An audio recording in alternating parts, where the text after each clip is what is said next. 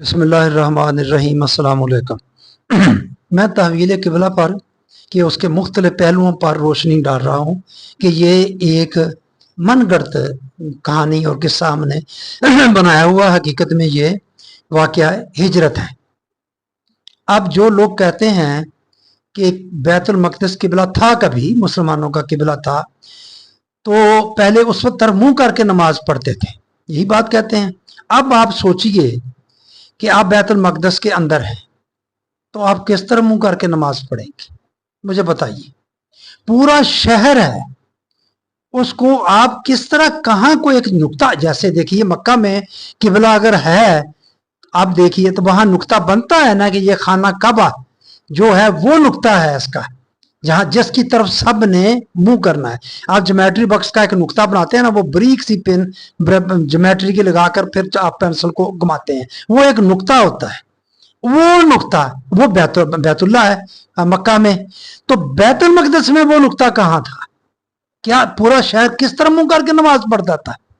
अगर जिस तरफ आप बता दें कि फलान चीज की तरफ मुंह करके नमाज पढ़। एक दोस्त ने मुझे कहा कि ये गुंबद सखरा, उसने तो सखरा ही कहा, जैसे शायद उनको ज्यादा नहीं पता था। चलें जी, गुंबद सखरा आप कहते हैं, उसकी तरफ मुंह करके नमाज पढ़ते, तो फिर किबला गुंबद सखरा हुआ ना?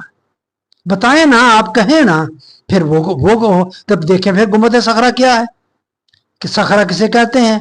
उसके पीछे ये चट्टान वाला गुंबद, रॉक कहते हैं, जो गुंबद ऑफ रॉक कहते हैं, चट्टान वाला गुंबद। तो क्या है उसकी कहानी? ये वही चट्टान है जिसके ऊपर सुलेमान अलैहिस्सलाम का कमरा था इबादत का, जैसे हुक्र हैकल सुलेमानी था।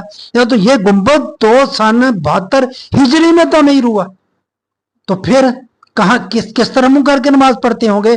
बैतुल मक़दिस। अच्छा, फिर हम कहते हैं कि मस्जिद अक्सा है, उधर मेराज के मौके पर नमाजें अभी फर्ज होनी है, ये जाते हुए आप गए ना मस्जिद अक्सा, जैसे कि हम मुबैना तौर पर कहते हैं कि आप उधर गए और वहां से तमाम अंबिया कराम की इमामत करवाई और फिर आप ऊपर गए, वापसी पर आपको कुछ नमाजें मिली ना। अगर पहले नमाजें थी फिर उन नमाजों मिलने का मतलब क्या? तो उस वक्त मुसलमान किस तरह मुंह करके नमाज पढ़ते थे? चलें जी, मिराज से आगे वापस नमाजें यही पंजगाना हमें मिल गई, तो फिर ये 10 हिजरी की बात है, 13 साल तक आप मक्का में रहे, यानी कि 3 साल तक मुसलमान नमाज पढ़ते रहे। तो बैतुल मक़दस में जो मुसलमान, जो मस्जिद अक्सा जो थी उधर आप कह रहे हैं, तो कोई मुसलमान होंगे ना, तो वो किस तरह मुंह करके नमाज पढ़ते थे? कोई है बात समझ में आने वाली? नहीं मेरे भाइयों, कहानी है ऐसी जो बच्चों को सुनाने वाली कहानी होती है, उसमें बहुत सारे जोड़ होते हैं, हमने उसको पकड़ लिया और उसके पीछे लगे हुए हैं। तो आप इसका जवाब नहीं बता सकते कहीं से भी कि बैतुल मक़दिस वाले लोग वो कहां कैसे नमाज पढ़ते होंगे। यानी कि पूरा शहर मक्का किबला बन ही नहीं सकता। आप देखिए, इधर मक्का है तो इसको मक्का को तो किबला नहीं कहा गया, जो उसके अंदर घर है बैतुल्ला उसको घर कहा गया किबला है, तो वो एक नुक्ता बनता है। तो बैतुल मक़दिस तो बनता ही नहीं है नुक्ता। बैतुल मक़दिस वाले लोग किधर क्या करेंगे? आती है बात समझ में? कोई नुक्ता नहीं बनता, कोई घर नहीं बनता, कोई कमरा नहीं बनता। तो बस मैं आपके सामने ये इस नशिस्त में इतनी सी बात ही रखना चाहता हूँ। बता दें आप, बैतुल मक़दिस वाले लोग किस तरह मुंह करके नमाज पढ़े? जिस तरफ करते थे वो किबला होगा, या मस्जिद अक्सा का मेहराब जिससे मत था वो किबला होगा। तो बता दें वो कौन सा किबला है? बैतुल मक़दिस तो नहीं बनता किबला, तो फिर उसको किबला कहें? वो है ही नहीं, कोई भी नहीं है। जो बताएंगे वो भी गलत होगा, वहां से बात आगे निकल जाएगी ना। जैसे गुंबद सखरा कहते हैं, मैंने अर्ज कर दिया कि वो हैकल सुलेमानी है।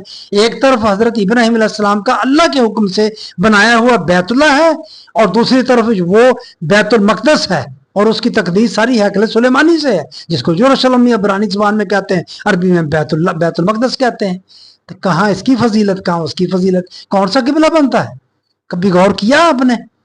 तो ये मेरे भाइयों बात सोचने वाली, करने वाली, समझने वाली है। आप इसको समझें, इस कहानी से निकलेंगे, अब कई मसले हल हो जाएंगे। आपकी मेहरबानी, आपने मेरी बात सुनी। अस्सलाम वालेकुम व रहमतुल्लाह।